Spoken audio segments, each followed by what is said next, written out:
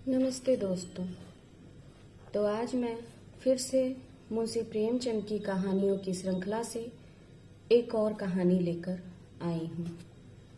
तो चलिए कहानी की शुरुआत करते हैं। कहानी का नाम है सौत। जब रजिया के 2-4 बच्चे होकर मर गए और उम्र ढल गई तो रामू का प्रेम उससे कुछ कम होने लगा और दूसरी शादी की धुन सवार हो गई। आए दिन वह रजिया से झगड़ता और मारपीट करता। अंततः उसने दूसरी शादी कर ही ली।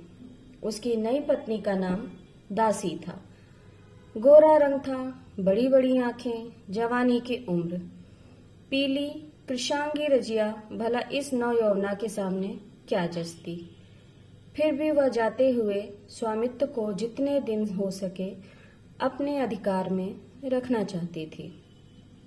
इस घर को उसने मर मर कर बनाया है, उसे सहज ही नहीं छोड़ सकती।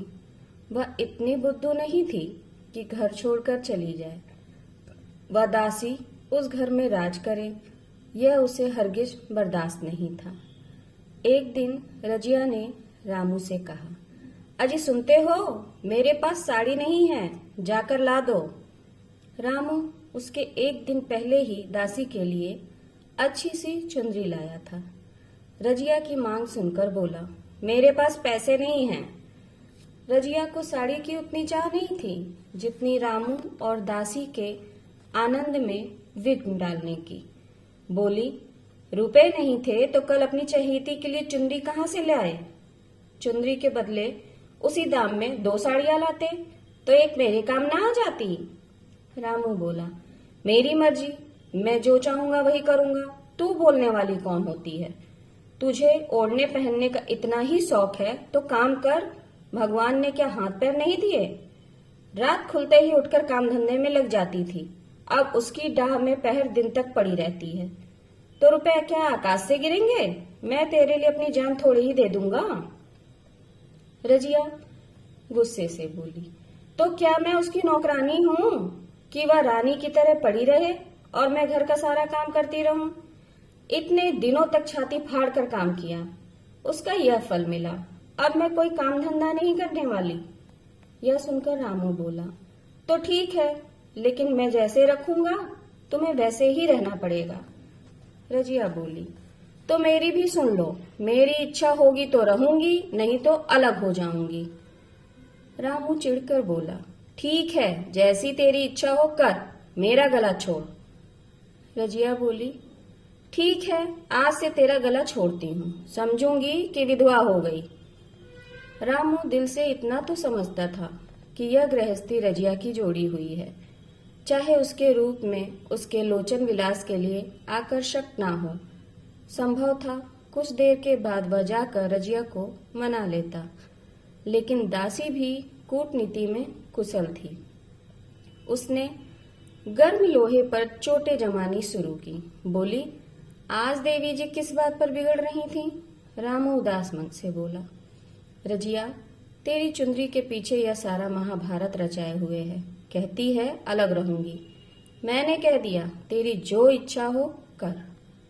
दासी बोली, यह सब उसके नखड़े हैं, वह समझती है कि हम उसके हाथ पांव जोड़ें, उसकी मिन्नतें करें और कुछ नहीं। तुम चुपचाप बैठे रहो, 2-4 दिन में अपने आप ही गर्मी उतर जाएगी। तुम मत कुछ कहना, नहीं तो उसका मिजाज और 7वें आसमान पर चढ़ जाएगा। रामू गंभीर स्वर में बोला, दासी, तुम नहीं जानती वह कितनी घमंडी है। वह मुंह से जो कहती है उसे करके दिखाती है। रजिया को भी रामू से ऐसी कृतज्ञता की आशा ना थी। वह अब पहले की सी सुंदरी नहीं, इसलिए रामू को अब उससे प्रेम नहीं है। पुरुष चरित्र में यह कोई असाधारण बात नहीं थी, लेकिन रामू उससे अलग रहेगा इसका उसे विश्वास ना था। उसने इतना भी ना कहा, तू अलग नहीं रह पाएगी, मैं या खुद मर जाऊंगा या तुझे मार दूंगा, पर तुझसे अलग ना होने दूंगा। तुझसे मेरा विवाह हुआ है, हंसी मजाक नहीं है। तो अब रामू को उसकी परवाह नहीं है, तो वो रामू की क्यों परवाह करे? क्या सभी स्त्रियों के पुरुष ऐसे ही होते हैं? सभी के माँ बाप बेटे पोते होते हैं।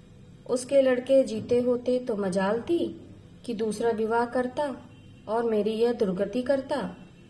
इस निर्दयी को मेरे ऊपर इतनी भी दया नहीं आई। इसी सोच विचार में रजिया ने सारी रात काटी। अगले दिन प्रातःकाल वह घर छोड़कर दूसरे गांव चली गई।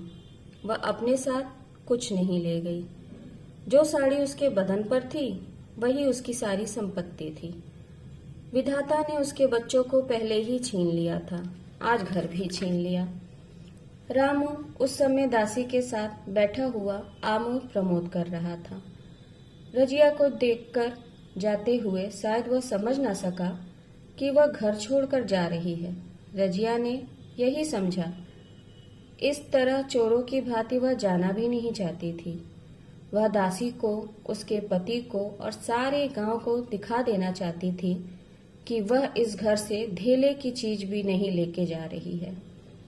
गांव वालों की नजरों में रामू का अपमान करना ही उसका लक्ष्य था। उसके चुपचाप चले जाने से तो कुछ भी ना होगा। रामू उल्टा सबसे कहेगा। रजिया घर की सारी संपत्ति उठाकर ले गई। उसने रामू को पुचकार कर कहा, संभालो अपना घर, मैं जा रही हूँ। तुम्हारे घर का कोई भी सामान अपने साथ नहीं ले जा रही। यह सुनकर रामू एक क्षण के लिए कर्तव्य भ्रष्ट हो गया। क्या कहे, उसकी कुछ समझ में नहीं आ रहा था। उसे यह आशा नहीं थी कि रजिया यूं चली जाएगी। उसने सोचा था जब वह घर का सामान ढोकर जाने लगेगी तब वह गांव वालों को दिखाकर उनकी सहानुभूति प्राप्त करेगा। अब क्या करे? दासी बोली, जाकर गांव में ढिंढोरा पीटाओ, यहाँ किसी का डर नहीं है। तुम अपने घर से क्या लेके आई थी जो लेकर जाओगी? रजिया ने दासी के मुंह लगना अच्छा नहीं समझा। उसने रामू से कहा, सुन रहे हो अपनी चहेती की बातें, फिर भी तुम्हारा मुंह नहीं खुलता। मैं जा रही हूँ, लेकिन दस्सो रानी, तुम भी अधिक दिन तक इस घर में राज नहीं कर सकोगी। भगवान के दरबार में अन्याय नहीं फलता, वह बड़े बड़े घमंडियों का घमंड चूर कर देते हैं। यह कहकर रजिया वहां से चली गई। रजिया जिस नए गांव में आई थी वह रामू के गांव से कुछ ही दूर पर था, अतएव यहाँ के लोग उससे परिचित थे। वह कैसी कुशल गृहिणी है, कैसी मेहनती, कैसी बात की सच्ची, यह यहाँ किसी से छिपा ना था। इसलिए रजिया को वहां मजदूरी मिलने में कोई बाधा नहीं आई। जो एक लेकर दो काम करे उसे काम की क्या कमी। 3 साल तक रजिया ने कैसे काटे, कैसे एक नई गृहस्थी बनाई, कैसे खेती शुरू की, इसका बयान करना बड़ा कठिन था। गांव वाले उसका परिश्रम देखकर दांतों तले उंगली दबाते थे। वह रामू को दिखा देना चाहती थी कि मैं तुमसे अलग होकर भी आराम से रह सकती हूँ। वह अब पराधीन नारी है, अपनी कमाई खाती है। उसके पास बैलों की एक जोड़ी थी, वह उन्हें घंटों सहलाती। कभी कभी उनके कंधों पर सिर रखकर रोती और कहती, अब बेटे हो तो पति हो तो तुम ही हो, मेरी लाज अब तुम्हारे हाथ है। दोनों बैल शायद रजिया की इस भाषा और भाव को समझते थे। दोनों सिर नीचा करके रजिया का हाथ चाटकर आश्वासन देते। वे उसे देखते ही कितने प्रेम से उसकी ओर ताकने लगते हैं, कितने हर्ष से कंधे झुकाकर उस पर जुआ रखवाते हैं और कैसा जी तोड़ काम करते हैं। ये वही लोग समझ सकते हैं जिन्होंने बैलों की सेवा की है। रजिया अब इस गांव की चौधराइन बन गई थी। उसकी बुद्धि जो पहले नित्य आधार खोजती रहती थी और स्वच्छंद रूप से अपना विकास ना कर सकती थी, अब छाया से निकलकर प्रौढ़ और उन्नत हो गई थी। एक दिन जब रजिया काम से घर लौटी तो एक आदमी ने उनसे कहा, चौधराइन, तुमने नहीं सुना रामू बहुत बीमार है? सुना, 10 लंघन हो गए हैं, मैं वहीं से आ रहा हूँ। बाहर खाट पर पड़ा था। मैंने पूछा कैसी तबीयत है रामू, तो वह रोते हुए बोला, बुरा हाल है, घर में 1 पैसा भी नहीं है कि दवा दारू कर सकूं। दसिया के एक लड़का हुआ है, वह तो पहले भी काम धंधा ना करती थी और अब तो लड़कोरी है, कैसे काम करने जाए। रजिया बोली, जो जैसा करेगा वैसा ही भरेगा। यह कहकर वह अंदर चली गई, लेकिन अंदर उसका मन न लगा। वह एक क्षण में फिर बाहर आई। शायद इस व्यक्ति से कुछ पूछना चाहती थी, लेकिन वह व्यक्ति तब तक वहां से जा चुका था। रजिया ने उसे इधर उधर ढूंढा, लेकिन वह कहीं नहीं मिला। तब रजिया निराश होकर द्वार के चौखट पर बैठ गई। उसे वे शब्द याद आए जो उसने 3 साल पहले रामू के घर से चलते समय कहे थे। उस वक्त जलन में उसने वह शाप दिया था। अब वह जलन न थी, समय ने उसे बहुत शांत कर दिया था। रामू और दासी की दीना व्यवस्था का अब ईर्ष्या का कोई योग्य नहीं था, वो अब दया के योग्य था। उसने सोचा, रामू को 10 लंघन हो गए हैं तो अवश्य ही उसकी दशा अच्छी ना होगी। वह यह सोच ही रही थी कि तभी पड़ोस की एक स्त्री आग लेने के बहाने वहां आई और पूछा, सुना रामू बहुत बीमार है, जो जैसा करेगा वैसा पाएगा। तुम्हें इतनी बेदर्दी से निकाला कि कोई अपने बैरी को भी ना निकालेगा। यह सुनकर रजिया ने उसे रोकते हुए कहा, नहीं दीदी, ऐसी बात ना थी। वे बेचारे तो कुछ बोलते ही नहीं। दसिया के कहने में आकर वह चाहे जो कुछ कर बैठे हों, यूं मुझसे कभी कुछ नहीं कहा। मैं किसी की बुराई क्यों करूं? फिर कौन मर्द ऐसा है जो औरतों के बस में नहीं होता? दसिया के कारण उसकी यह दशा हुई है। यह सुनकर पड़ोसिन ने मुंह फेर लिया और वहां से बिना आग लिए ही चली गई। उसके जाते ही रजिया ने कलसा उठाया और कुएं की ओर चढ़ पड़ी, लेकिन उसकी आंखें उस रास्ते की ओर लगी हुई थीं जो मलसी रामू के गांव को जाता था। कोई उसे बुलाने अवश्य आ रहा होगा। नहीं, बिना बुलाए वो कैसे जा सकती है? लोग कहेंगे आखिर दौड़ आई ना, लेकिन रामू तो अचेत पड़ा होगा। 10 लंघन थोड़े नहीं होते, उसकी देह में था ही क्या? फिर उसे कौन बुलाएगा? दसिया को क्या गरज पड़ी है? कोई दूसरा घर कर लेगी, जवान है, 100 ग्राहक मिल जाएंगे। अच्छा, वह तो आ रहा है, कोई तो आ रहा है। हाँ, आ रहा है। कुछ घबराया सा जान पड़ता है। कौन आदमी है? इसे तो कभी मलसी में नहीं देखा, लेकिन उस समय से मलसी कभी गई भी तो नहीं। 2-4 नए आदमी आकर बसे ही होंगे। राहगीर चुपचाप कुएं के पास से निकला। रजिया ने कलसा जगत पर रख दिया और उसके पास जाकर बोली, तुम्हें रामू महतो ने भेजा है ना? अच्छा तो चलो घर में, तुम्हारे साथ चलती हूँ। नहीं, अभी मुझे कुछ देर लगेगी। मैं तुम्हें कुछ रुपए दे दूं, जाकर दसिया को दे देना। कह देना रजिया ने दिए हैं, और कोई काम हो तो बुला भेजे। राहगीर रामू को क्या जाने, वह तो किसी दूसरे गांव का था। पहले तो चकराया, फिर समझ गया। चुपके से रजिया के साथ चला गया और रुपए लेकर चलता बना। बटोही के जाते ही रजिया ने बैलों को पानी दिया, लेकिन मन में रामू की ही और एक स्नेह भाव पैदा होने लगा। स्नेह स्मृतियां छोटी छोटी तारिकाओं की भांति मन में उदित हो जाती थीं। एक बार जब वह बीमार पड़ी थी, वह बात याद आई। 10 साल हो गए, वह कैसे रात दिन उसके सिरहाने बैठा रहता था, खाना पीना तक भूल गया था। उसके मन में आया, क्यों ना चलकर देख आए। कोई क्या कहेगा? किसका मुंह है जो कुछ कहे? चोरी करने जा रही हूं क्या? उस आदमी के पास जा रही हूं जिसके पास 15-20 साल रही हूं। यह सोच विचार कर उसने रामू को देखने का निश्चय कर लिया और सुबह होते ही रामू के गांव की ओर चल पड़ी। इधर रामू को अब मालूम हो गया कि अब वह नहीं बचेगा। दासी सुंदर थी, शौकीन थी और फूहड़ भी थी। जब पहला नशा उतरा तो ठाएं ठाएं शुरू हुई, खेती में उपज कम होने लगी और जो भी होती वह ऊट पटांग खर्च होती थी। ऋण लेना पड़ता था। इसी चिंता और शोक में रामू का स्वास्थ्य दिन प्रतिदिन बिगड़ता गया। शुरू में कुछ परवाह ना की, परवाह करके ही क्या करता। घर में पैसे थे, अताइयों की चिकित्सा ने बीमारी की जड़ और मजबूत कर दी। और आज 10-12 दिन से उसका खाना पीना भी छूट गया था। मौत के इंतजार में पड़ा करा रहा था। रजिया को याद करके वह बार बार रोता था और दासी को कोसता, तेरे ही कारण मैंने उसे घर से निकाला। वह क्या गई, लक्ष्मी चली गई।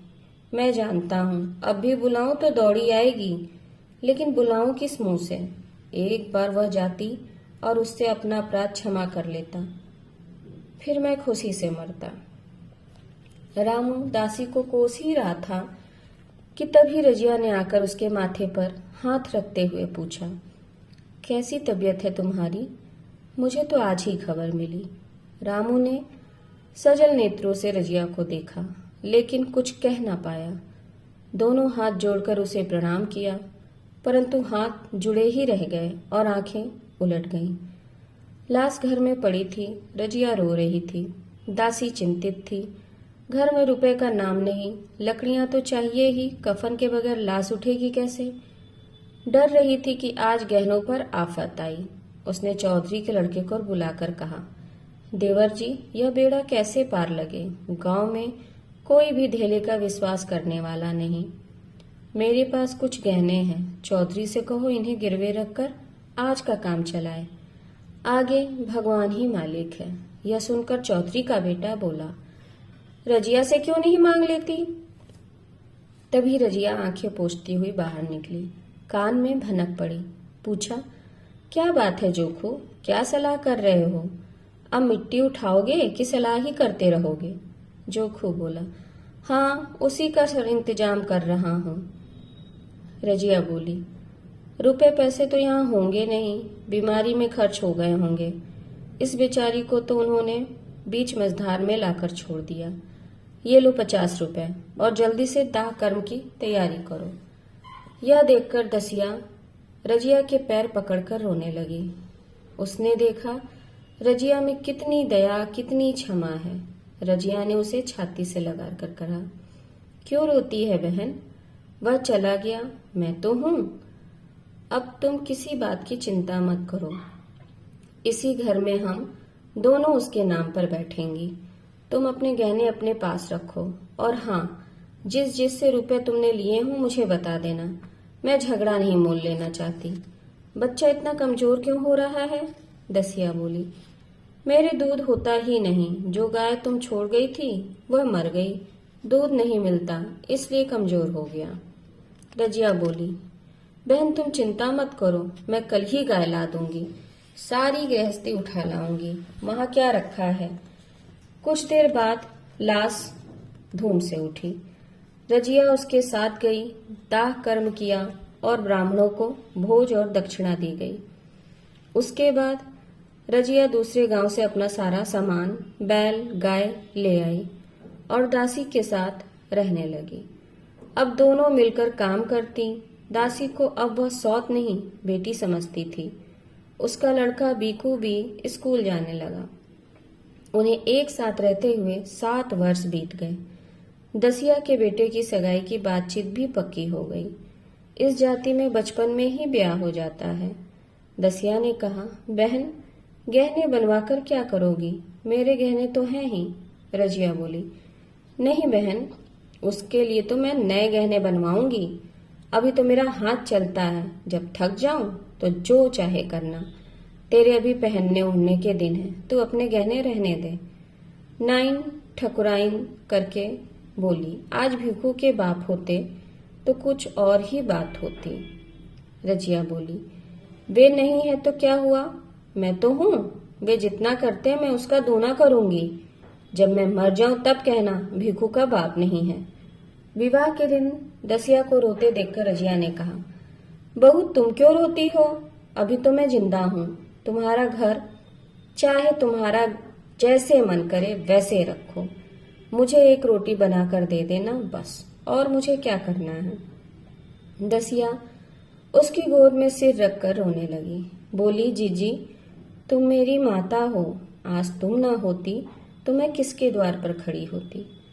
मैं दुख से नहीं रोती हूँ, भगवान की दया पर कि कहाँ मैं और कहाँ यह खुशहाली। यह सुनकर रजिया मुस्कुराकर रो दी। तो ये कहानी यहीं समाप्त होती है।